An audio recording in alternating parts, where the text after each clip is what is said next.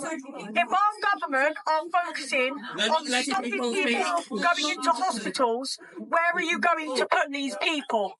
There is no investment in community care or any pathways to support with living in a place they call home. Sectioning will be potentially abolished. Will the government start using the Mental Capacity Act to detain people in hospitals, such as under a deprivation of liberty safeguards, taking away the right to complain or have their own voice? We cannot have the government being able to hold people in hospitals using an alternative way to do the same thing as a section. Will the government try and use the DOLS process to detain autistic people and those with learning disabilities against their will? We need law in place to protect us people from being detained for the wrong reason. There is guidance, but that doesn't hold any professionals accountable.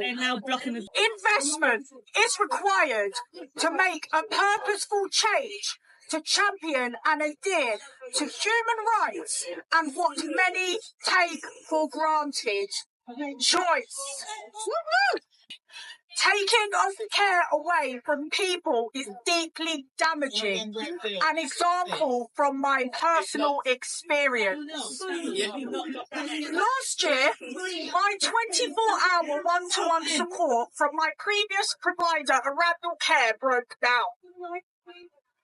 And then social care cut my 24 hours to 8 hours per day without involving me or any of the professionals, completely breaching the Care Act 2014. I was left in crisis and admitted to hospital where I was detained therefore 1 year under a deprivation of liberty safeguards. During my time in hospital, I was pinned down by mental health staff and injected with lorazepam. I also got sexually assaulted and I was also abused in many other ways.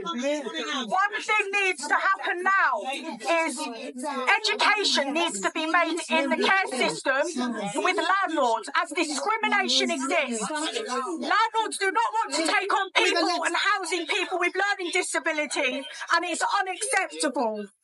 Upon my discharge in December 2014, my 24-hour support was reinstated.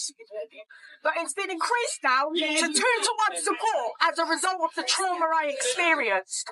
So all of these restrictive practices, you wouldn't treat a criminal like that. So why are the most vulnerable people being treated like that?